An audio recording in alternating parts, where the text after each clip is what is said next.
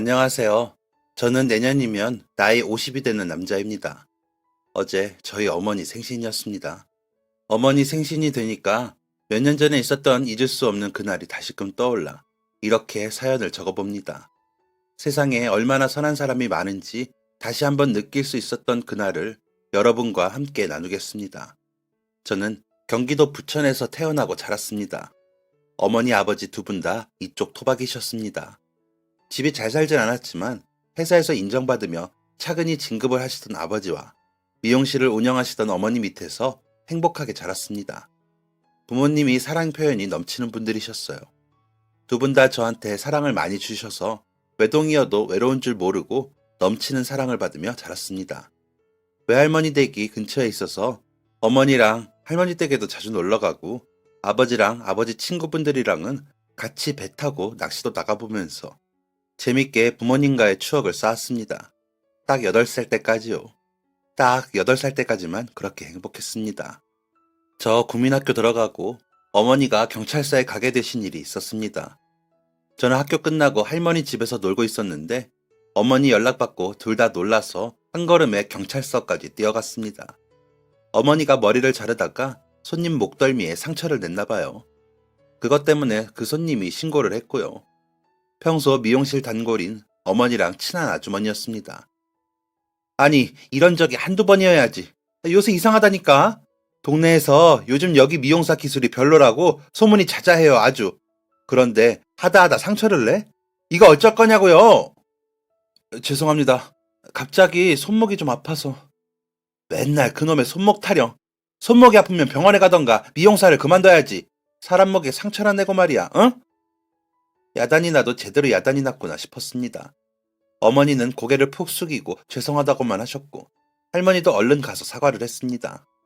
경찰관 아저씨들도 고의로 그런 게 아니라 사고니까 병원비 정도만 받는 게 어떻겠냐며 그 아주머니를 달래셨죠.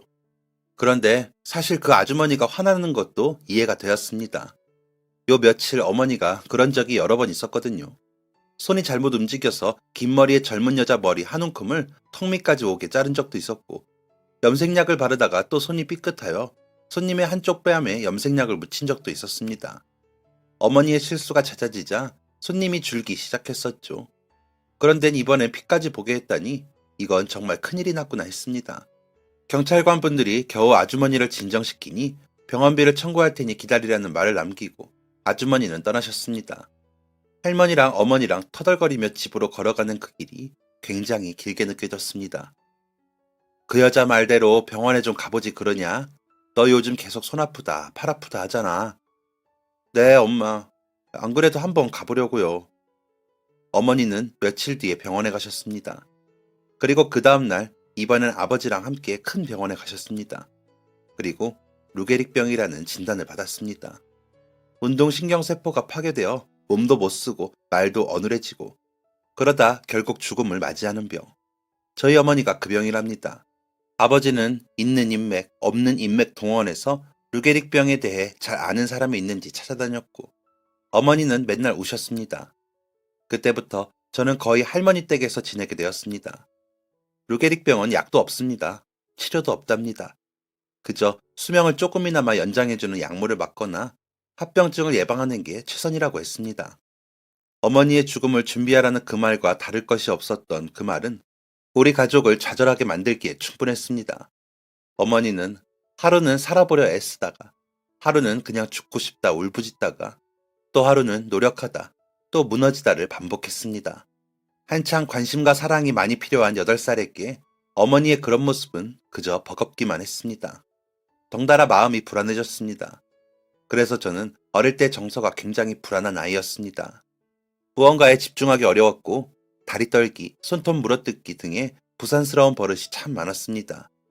어머니의 증세가 심해질수록 저의 불안도 심해졌습니다. 오른팔이 아프셨던 어머니는 젓가락질을 못할 만큼 팔과 손을 쓸 수가 없으셨고 말이 점점 어눌해지셨고 나중엔 걷지도 못하게 되셨습니다. 그리고 루게릭병 판정을 받고 3년 뒤 어머니는 돌아가셨습니다. 저는 그때부터 할머니 댁에서 지냈습니다. 아버지가 계셨지만 아버지가 어머니 돌아가시고 정말 많이 힘들어 하셨습니다. 할머니는 제가 차마 그런 모습을 보게 할 수 없어 저를 데려가셨습니다. 그리고 어머니 돌아가시고 3개월 뒤에 아버지는 집에서 극단적인 선택을 하셨습니다. 그렇게 저는 부모님을 잃었습니다. 많이 불안정하던 제 마음은 할머니와 지내며 점차 나아졌습니다. 사실 어릴 때는 그 슬픔을 감당할 수가 없어 많이 힘든 적도 있었지만 제가 운다고 부모님이 돌아오지 않는다는 것을 알았습니다. 너무 빨리 철이 들어버렸습니다. 초등학생 땐 학교에서 맨날 다리 떠는 애, 수업 시간에 혼자 돌아다니는 애였던 제가 중학생 때는 반에서 제일 인기가 많은 학생이 되었습니다. 중학교 3년 내내 인기 투표로 줄곧 반장을 했을 정도였죠. 부모님은 안 계셨지만 어릴 적 부모님한테 받은 사랑 덕분에 그리고 저를 정성과 사랑으로 키우신 할머니 덕분에 제 안에는 사랑이 많았습니다. 그리고 그걸 나눌 줄 아는 아이였죠. 그 덕에 친구가 많았습니다. 부모님 없는 외로움을 친구들과 어울리며 달랬습니다. 그리고 저한테는 부모님과 다름없는 할머니가 있었으니 괜찮다고 생각했고요. 하지만 할머니는 아마 저를 키우시며 많이 힘드셨을 겁니다. 사실 애 하나 키우는데 돈이 웬만큼 많이 드는 게 아니잖아요. 그렇다고 할머니가 그때 직장을 다니셨던 것도 아니었고요. 할머니가 작은 문방구 하나 운영하셨거든요. 여느 학교 앞에나 있는 그런 작은 문방구요. 문방구에서 도화지 50원, 지우개 200원 이렇게 팔아서 얼마나 버셨겠어요. 새내고 혼자 지내시는 데에는 탈없이 지내셨던 건데 제가 있으니 아마 돈 들어갈 게 많아 고민이 이만저만이 아니셨겠죠. 그래서 한 번도 뭐 해달라고 한 적이 없습니다.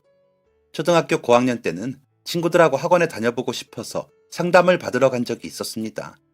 제가 할머니가 바빠서 못 오신다고 얼마인지 알려달라고 하니까 엄청 비싸더라고요. 깜짝 놀라서 후다닥 학원에서 나왔습니다. 그 이후로 학원 가고 싶다는 생각도 안 했었죠. 상호야, 우리 오락실 가자. 내가 지난 주말에 사촌 형들이랑 갔다 왔는데 엄청 재밌어. 내 게임 실력 보여줄게. 가자. 중학생 때부터는 애들이 오락실 같은 곳 다니더라고요. 저도 가보고 싶었지만 가면 돈을 써야 하니까 바쁘지도 않은데 바쁘다는 핑계 대면서 안 갔습니다.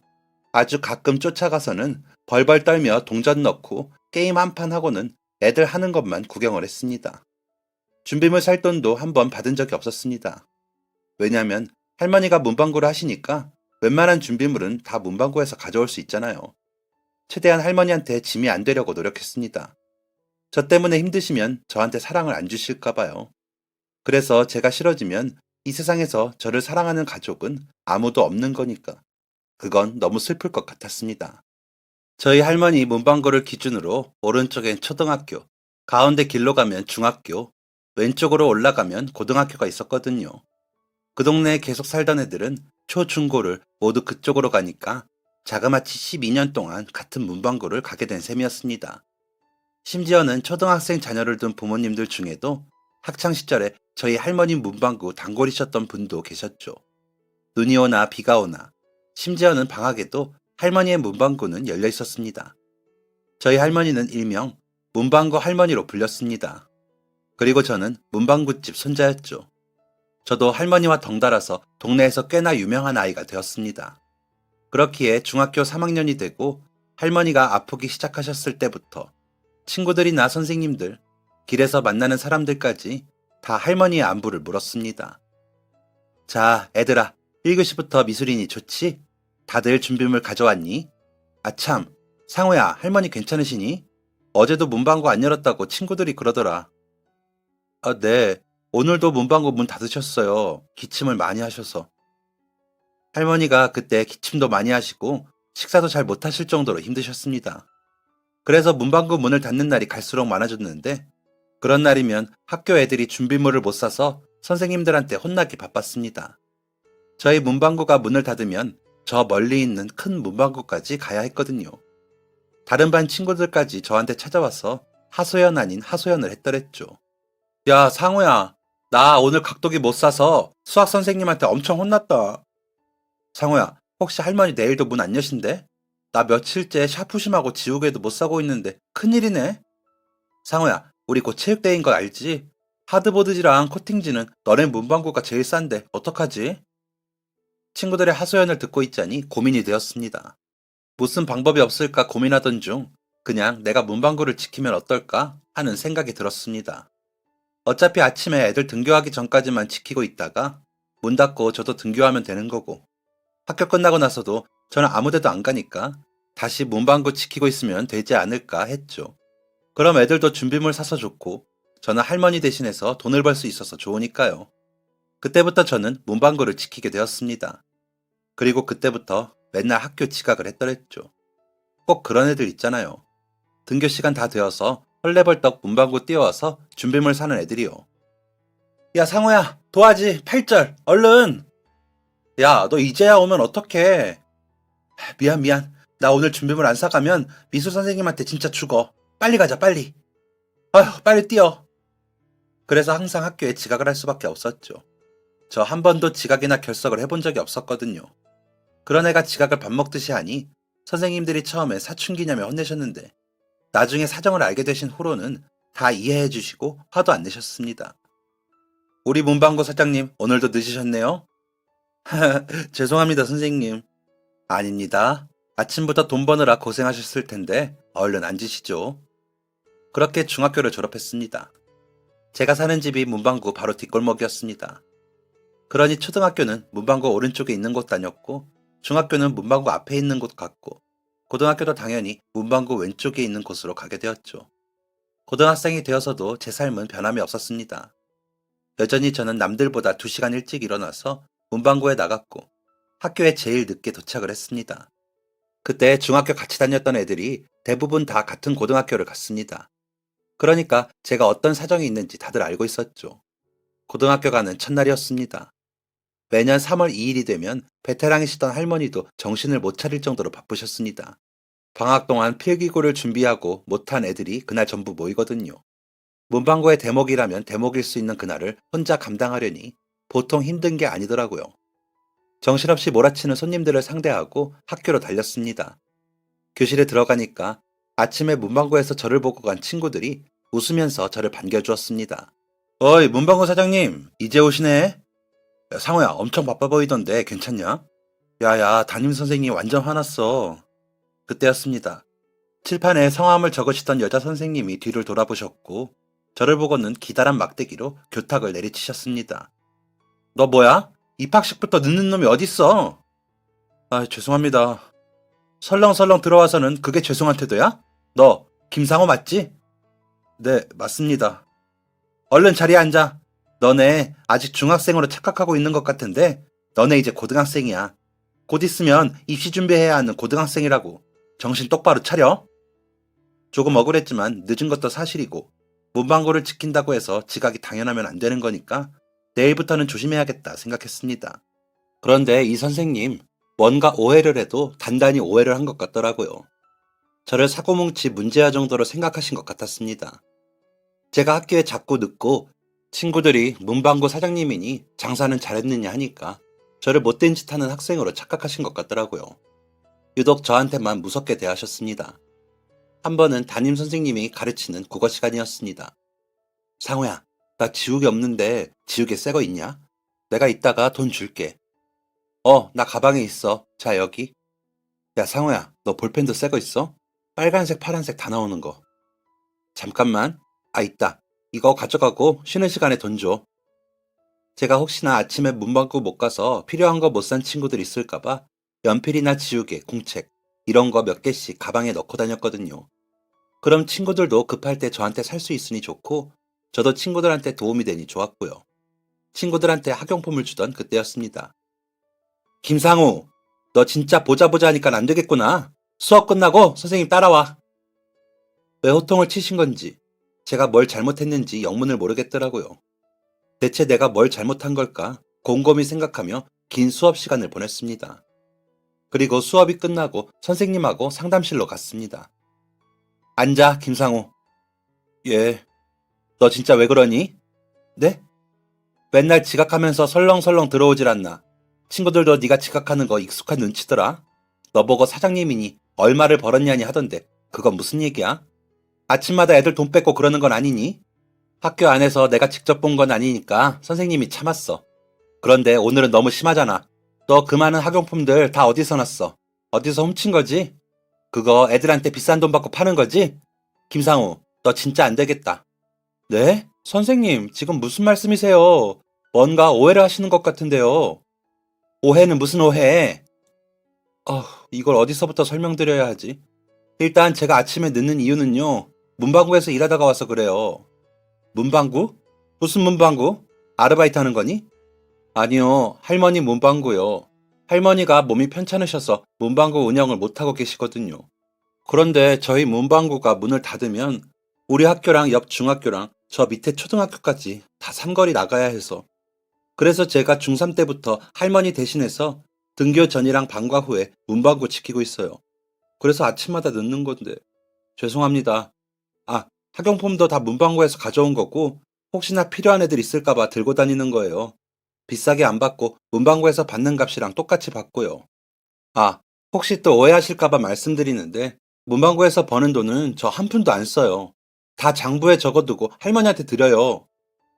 제가 얘기를 하는데 선생님 얼굴이 점점 빨개지더니 얘기를 다 마치고 나서는 선생님 귀까지 새빨개져 있었습니다. 제가 말을 끝냈는데도 선생님은 입을 손으로 가리고 저를 쳐다보고만 계시더라고요. 그때 마침 수업 시작을 알리는 종이 울렸습니다. 선생님, 그럼 저 가봐도 될까요? 다음 체육 시간인데 체육복을 아직 못 입어서. 선생님은 여전히 새빨간 얼굴로 고개를 끄덕이셨습니다. 저는 꾸벅 인사를 하고 교실로 갔습니다. 뭔가 재밌었습니다.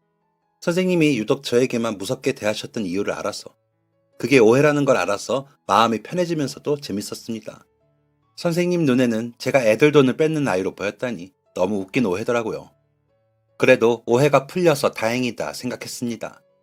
그날도 학교 마치고 문방구를 지켰습니다. 고등학교는 초등학교, 중학교보다 늦게 마쳐서 방과 후에 오는 손님은 많지 않았습니다. 오히려 저녁쯤이 되어서야 집에 있던 초등학생들이 준비물을 사러 오기도 하고 학교에서 공부하는 애들이 나와서 필요한 것들을 사기도 했습니다. 그렇게 저녁 시간이 다 지나고 8시가 되어서야 저는 집에 들어갔습니다. 그날도 야자하다가 쉬는 시간에 필기구 사러 나온 고등학생들도 모두 들어가고 이제 문 닫고 집에 가려던 참이었습니다. 상우야, 담임 선생님이었습니다. 담임 선생님은 학교 뒷문에서도 한참 나가야 있는 빵집에서 빵을 한가득 사오셨습니다. 저는 문방구 한쪽에 선생님과 나란히 앉았습니다. 저는 선생님이 사다 주신 빵을 먹었습니다. 속에 크림이 가득한 엄청 맛있는 빵이었습니다. 미안하다, 상우야. 네? 뭐가요? 선생님이 오해해서. 아니에요. 괜찮아요. 선생님이 나이 먹고 늦게 대학 가고 그래서 임용고시도 늦게 보고 선생님이 늦게 되었거든. 여고에서 몇 년 있다가 이번에 여기 학교 와서 처음 담임하는 건데 다른 선생님들이 하도 여고에 있다가 공학 오면 힘들 거라고 해서 부담이 좀 있었나 봐. 그래서 더 물러 보이지 말아야지 하는 생각도 했고 네가 인상도 좋고 성격도 시원시원한 것 같은데 하도 지각하고 그러니까 아쉬운 마음이 있었는데 내가 단단히 오해했네. 미안하다 상우야. 선생님이 진심으로 사과할게. 아니에요. 저도 생각해봤는데 오해하실 수도 있겠다 했어요. 저도 지각 안 하도록 더 노력했어야 했는데 죄송해요. 아니야, 죄송하긴. 이런 사정이 있는 줄 알았으면 혼 안 냈을 거야. 그런데 할머니는 많이 편찮으신 거니? 부모님은 두 분 다 돌아가신 거지? 네, 저 초등학생 때. 할머니는 점점 안 좋아지시는 것 같아요. 밥도 거의 못 드셔서 살도 많이 빠지셨고, 날이 갈수록 기침도 심해지셔요. 그렇구나. 병원에서는 뭐 입원하시거나 수술하셔야 하는 건 아니고, 폐렴이라고 하더라고요. 약 드시고 있긴 한데, 잘 모르겠어요. 그래, 선생님 도움 필요하면 주저 말고 언제든지 말하고. 네, 감사합니다, 선생님. 선생님은 제가 뭐 더 필요한 건 없는지 몇 번을 더 확인하고서야 돌아가셨습니다. 그렇게 직접 사과하러 오신 선생님의 마음이 정말 따뜻하게 느껴지더라고요. 그때부터 선생님과 좀 더 가깝게 지내게 되었습니다. 선생님은 제가 공부에 대한 열정이 있는데 학원을 못 다닌다는 사실을 아시고 참고서를 몇 권 선물해 주셨습니다. 상호야, 문방구에 복사기는 없지? 너 작년도 모의고사는 풀어봤니? 필요하면 선생님이 복사해 줄게. 이전에 빵은 먹을만 했어? 선생님이 또 사다 줄까? 할머님은 빵 좀 드셨니?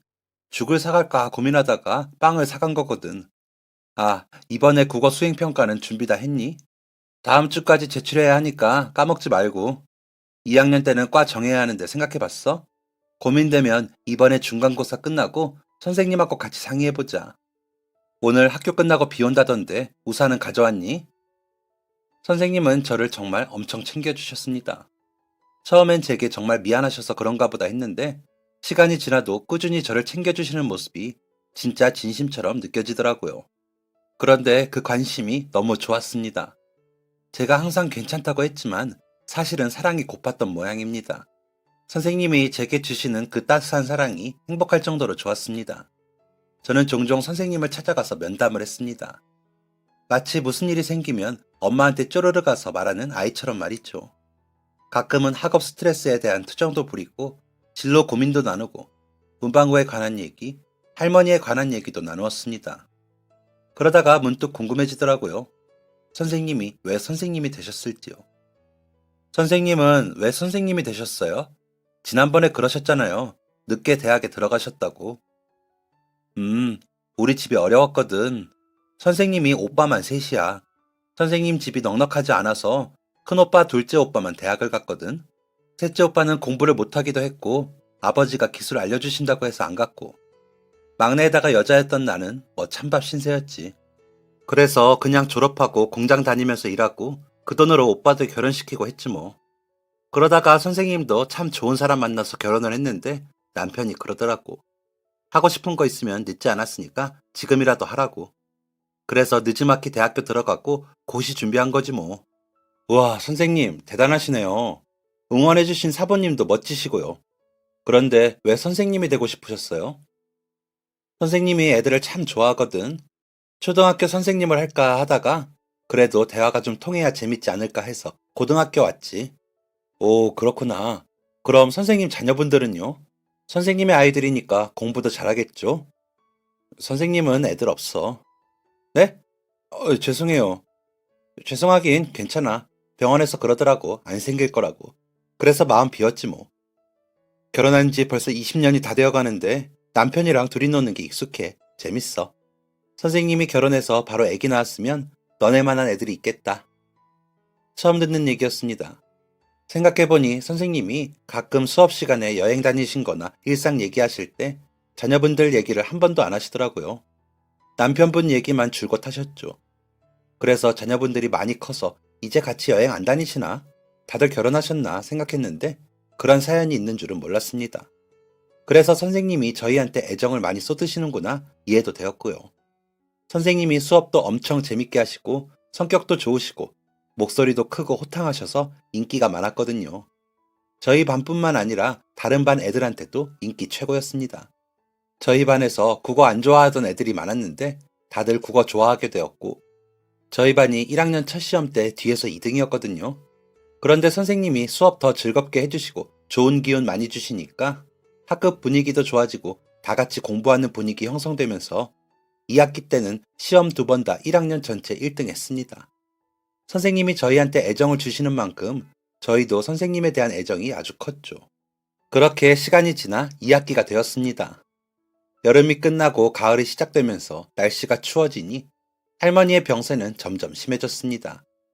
병원에선 더 이상 해줄 수 있는 게 없다며 고개를 저었습니다.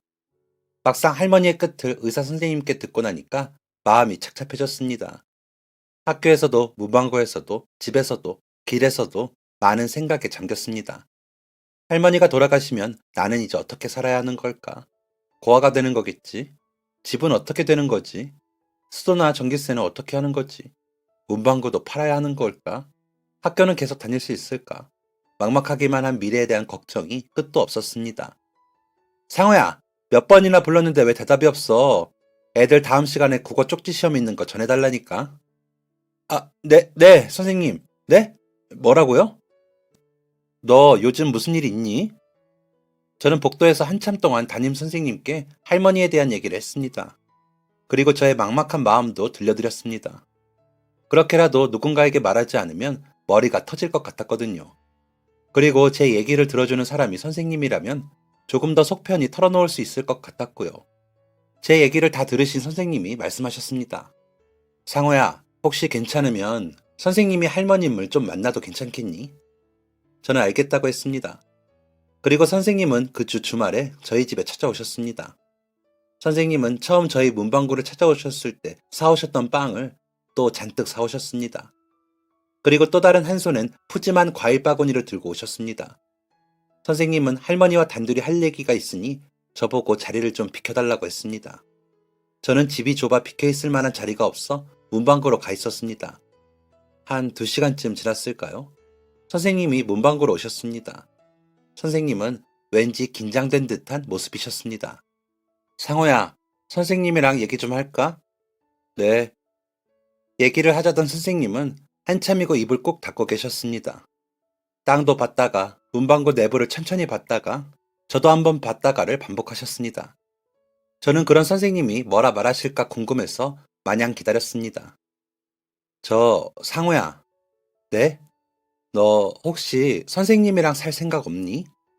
네? 그래, 당황스럽겠지. 그런데 선생님은 처음 너랑 이 문방구에서 이렇게 얘기 나눴을 때 그때부터 아마 이런 생각을 했던 것 같아. 단지 상호 네가 안쓰럽고 딱해서 그러는 게 아니야. 너가 참 성실하고 바람직하고 예의도 바른 아이고 사교성도 좋고 친구들도 많고 또 선생님이랑 대화도 잘 통하고 그래서 결정하게 된 거야. 방금 할머니와도 얘기 나눠봤어. 너를 입양하고 싶다고. 그런데 할머니가 우시더라. 너무너무 서럽게 우시더라. 이제야 편하게 가실 수 있겠다면서. 그런데 상호 네가 원하지 않으면 그 어디도 안 보낼 거라고 하셨어. 우리 상호, 할머니가 너무너무 사랑하는 세상에 하나밖에 없는 할머니 가족이라면서. 상호가 원하는 게 아니면 어떻게 해도 해줄 수 없다고. 그건 나도 마찬가지야. 너를 걷어준다거나 하는 생각 절대 아니야. 네가 내 가족이 되었으면 좋겠어. 목구멍에 뭐가 턱 걸린 기분이었습니다. 말이 안 나왔습니다. 그때 제 감정이 뭐였는지 저도 잘 모르겠습니다.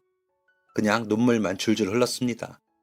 감사한 마음도 있었고, 죄송한 마음도 있었고, 후련한 마음도 있었고, 슬픈 마음도 있었고, 그리운 마음도 있었습니다. 여러 감정이 엉켜서 뜨거운 눈물만 흘렸습니다. 선생님은 지금 당장 결정하지 않아도 된다고 하셨습니다. 시간이 얼마가 걸리든 기다리겠다고도 하셨습니다. 입양을 하기까지 여러 절차가 필요하니 할머니께 먼저 말씀드린 것이라고도 하셨습니다. 그리고 문방구를 나가셨습니다. 눈물을 질질 흘리며 집에 가니까 할머니가 기다리고 계셨습니다. 그때 할머니가 몸이 심하게 안 좋으셔서 거의 누워만 계셨습니다. 그런 할머니가 거실 벽에 기대어 앉아서 저를 기다리셨습니다. 할머니, 우리 상우 선생님 만났더냐? 할머니가 나오지도 않는 목소리를 힘겹게 내시면서 물으셨습니다. 그리고 언제나 그랬듯이 입가엔 미소가 번지고 계셨습니다. 아주 어릴 때부터 할머니는 그런 표정으로 저를 보셨습니다. 제가 사랑스러워 죽겠다는 반짝이는 눈과 입가의 미소는 언제 보아도 제 마음을 편안하게 해주었습니다. 저는 눈물을 꾹 참으면서 고개를 끄덕였습니다. 할머니는 어떤 얘기를 했는지, 제 생각은 어떤지 묻지 않으셨습니다. 그냥 이렇게 말씀하셨습니다. 잘 지내라, 우리 상우. 할머니는 그해 추운 겨울이 시작되던 날 제 곁을 떠나셨습니다. 할머니 장례식장에 많은 사람들이 와주었습니다. 할머니가 그런 말을 하신 적이 있으셨습니다. 가족이 없이 장례식장에 횡하겠다고, 가는 길 외롭겠다고요. 그러니 저보고 잘 좀 지켜달라고 하셨죠. 하지만 할머니의 예상은 틀렸습니다. 소문을 듣고 온 정말 많은 분들이 와주셨습니다. 동네 주민분들, 상인분들, 인근 학교 학생들, 제 친구들, 학교 선생님들까지요. 할머니는 외롭지 않으셨을 겁니다. 그동안 30년 넘게 문방구 하시면서 만났던 손님들을 모두 다 만나고 가셨을 겁니다. 할머니가 떠나시고 저는 선생님의 가족이 되었습니다. 선생님의 남편분은 선생님만큼이나 좋은 분이셨습니다. 두 분 다 저를 존중해 주셨고 저와 가까워지려고 많이 애쓰셨습니다. 저는 할머니와의 마지막을 확실히 하고 싶었습니다. 그 마지막은 바로 문방구를 정리하는 것이었습니다. 저는 문방구에 있는 모든 학용품을 모았습니다. 그리고 저희 가게에 많이 와주는 초등학교에 기부를 했습니다. 혹시 저처럼 힘든 상황에 있는 아이들이 쓰게 해달라고 부탁드렸습니다. 그렇게 오랜 시간 자리를 지키던 많은 사람들의 추억 속에 남아있던 문방구는 문을 닫게 되었습니다. 부모님이 없이 너무 오랜 시간을 살았던 제게 부모님이 생긴다는 것은 영 어색했습니다. 셋이 같이 하는 식사 자리도 어색했고 멀끔한 저만의 방도 어색했고 도란도란 앉아 과일을 먹으며 TV를 보는 것도 어색했고 주말에 떠나는 나들이도 어색했습니다. 하지만 어색한 만큼 좋았습니다. 마음이 따뜻해지고 몸이 편안해지는 기분이었습니다.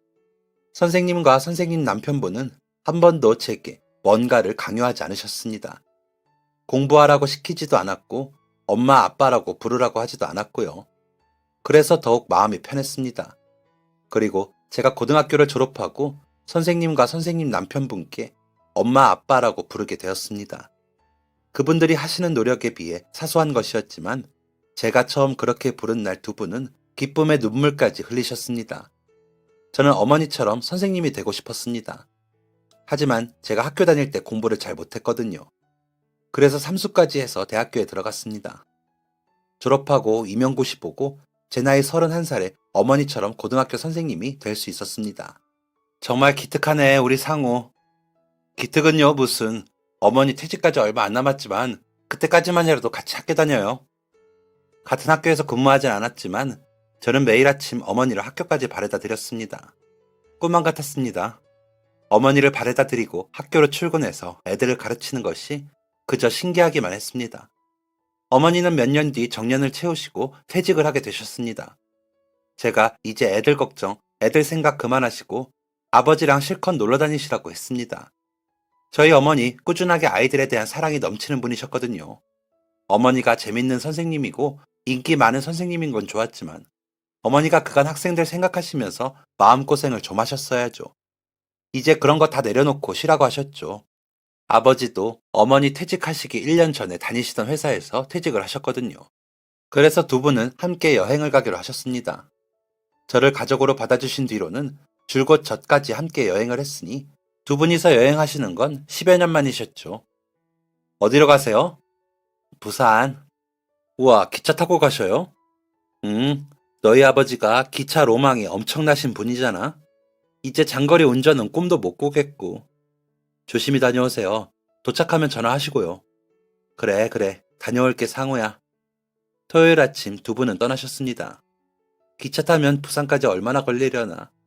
부산에 가면 어머니 좋아하는 회 많이 드시겠구나. 배도 타고 오시려나. 이런저런 생각을 하는데 집 전화가 울렸습니다. 어머니 아버지가 떠난 지 불과 1시간도 채 안 돼서 말이죠. 여보세요? 안녕하세요. 진미린식 댁 맞나요? 네, 맞는데요. 구급대원입니다. 지금 진미린 씨, 박종식 씨가 교통사고가 나서 응급실로 이송 중입니다. 병원 위치 알려드릴게요. 머리가 멍해졌습니다. 방금까지 신나게 웃으며 떠나셨던 두 분이 응급실에 가고 있다니 잘못 걸려온 전화가 아닐까 의심했습니다. 구급대원 뒤에 어수선한 목소리가 제 뒤에 들려왔습니다. 무슨 기계음도 들렸고 다급한 목소리도 들렸습니다. 저는 곧장 병원으로 갔습니다. 신발도 짝짝이로 신고선 응급실을 헤집고 다녔습니다. 상호야! 제가 잘못 들은 줄 알았습니다. 어머니였습니다. 어머니가 링거줄을 꽂고 침대에 누워 계셨습니다. 어머니는 피가 나는 이마를 지혈하고 계셨습니다. 어머니의 얼굴은 눈물과 땀과 피로 얼룩져 있었습니다. 어머니, 괜찮으신 거예요? 아버지는요? 몰라, 모르겠어, 상우야. 엄마 방금 깨어났어. 아버지 좀 찾아봐. 급히 간호사에게 아버지의 행방을 물었습니다. 간호사가 응급실 다른 쪽을 쳐다봤습니다. 아주 급박해 보이는 생사를 오가는 것 같은 환자가 누워있고 의사 둘이 심폐소생술을 하고 있고 정신없어 보이는 간호사 4명이 그 옆을 왔다 갔다 했습니다. 천천히 그 앞에 가보았습니다. 제가 첫 월급 받고 어머니랑 커플로 사들인 등산화가 보였습니다. 그 위로 아버지가 좋아하시는 익숙한 남방, 흰머리가 희끗희끗한 머리가 보였습니다. 저는 다리에 힘이 풀려 주저앉았습니다. 그리고 어머니의 울음소리가 응급실을 채웠습니다. 겨우 고비를 넘긴 아버지는 응급수술에 들어가셨습니다. 수술을 끝난 후 아버지는 움직이지 못하게 되셨습니다. 침대에 누워서 겨우 말씀하시고 고개도 못 돌리고 눈알만 움직이며 세상을 보게 되셨습니다. 택시를 타고 기차역에 가던 중 앞에 있는 트럭에 쌓여있던 공사 현장 자재들이 쏟아졌고 그렇게 사고가 났다고 했습니다. 택시기사는 즉사했고 아버지는 심한 외상과 뇌를 다치셨고 어머니는 천만다행으로 이마가 조금 까진 정도라고 했습니다. 아버지가 사고가 나던 순간에 어머니를 꼭 끌어안으셨다고 하더라고요.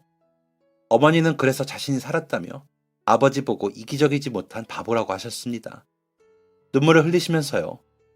퇴직 후 노후에 아버지와 오순도순 살 계획을 세우셨던 어머니는 아버지 간병을 하셔야 했습니다.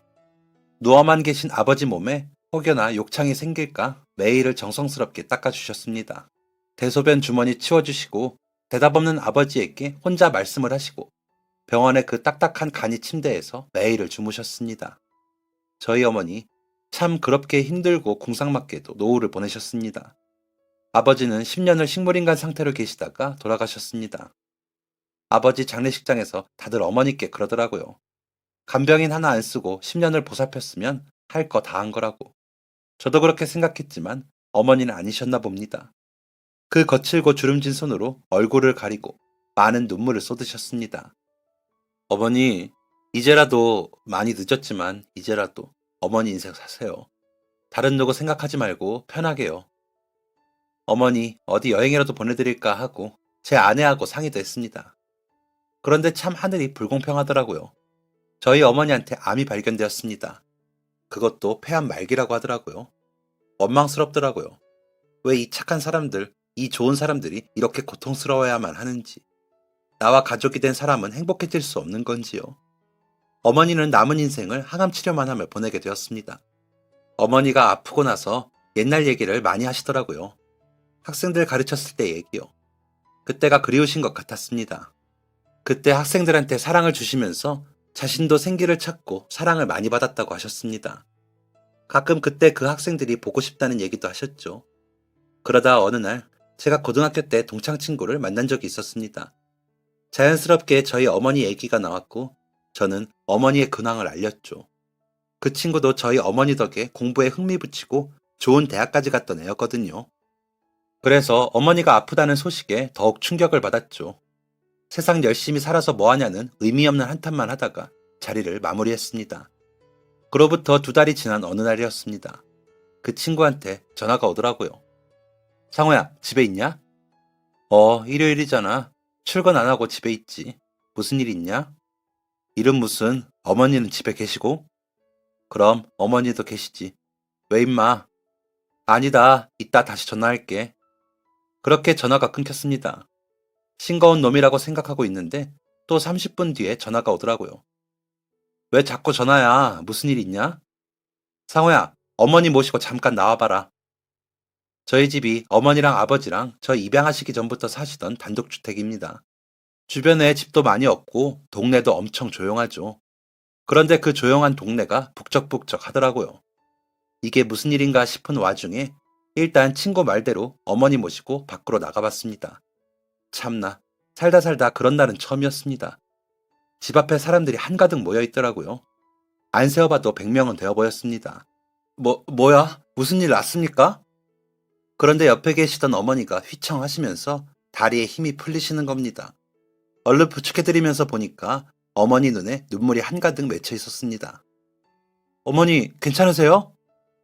어떻게 왔어? 어떻게? 여기까지 어떻게? 무슨 일로 왔어, 이것들아? 아이고, 이놈들 얼굴 다 그대로네. 아이고야, 이게 무슨 일이야 대체? 뭐 본다고? 이 늙은이 보러 왔어? 뭐 좋은 거 줄 것도 없는데 뭐 하러 왔어? 어머니의 말에 몇 사람들이 눈물을 흘렸습니다. 자세히 보니 얼굴이 익숙한 사람들도 있었습니다.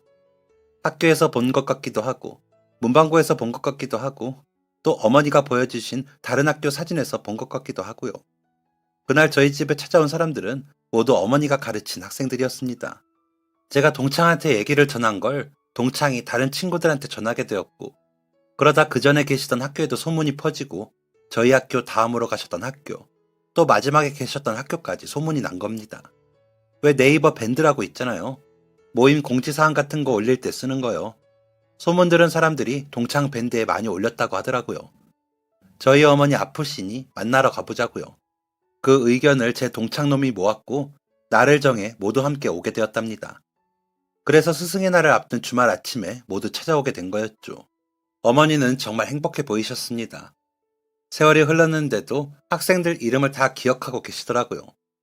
저는 제 동창 친구에게 정말 고맙다고 했습니다. 그러니까 그 동창이 그러더군요.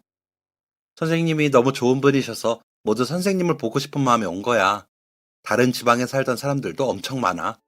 선생님이 아프시다는데 당연히 달려와야 할지. 그만한 사랑을 주신 분이잖아. 이거 얼마 안 되지만 여기 모인 사람들끼리 조금씩 보탠 거야. 선생님 치료비에 보태서 써주라. 선생님 외롭지 않게 잘 지켜줘서 고맙다, 상호야.